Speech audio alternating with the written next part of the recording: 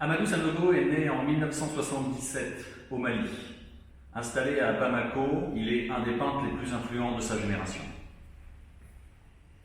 Alors il y a une particularité sur le travail d'Amadou Sanogo, quelque chose qu'on ne connaissait pas avant lui, c'est qu'il finit par la couleur de fond.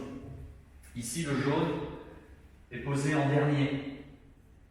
Le jaune construit le personnage central et délimite son corps, ses jambes. La couleur rose, ici aussi, est posée en dernier. Et là, c'est très évident que le corps noir n'existe que parce que le rose a été posé. La jambe apparaît, les bras, et la délimitation du grand carré bleu n'existe également que par le rose, qui recouvre, on peut le voir, une partie de ce bleu. Il y a comme c'est un travail un petit peu à l'envers, un travail qu'on ne connaissait pas avant parce que ça donne l'impression d'un collage pictural. La peinture d'Amadou Sanogo est chargée de symboles et de signes qui participent au discours. Les points sont pour Sanogo la recherche, l'incompréhension, parfois la peur.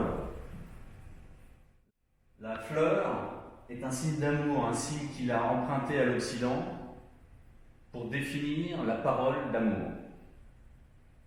Il y a plein d'autres éléments, les points, souvent dans des gants de boxe qui montrent le combat, la lutte.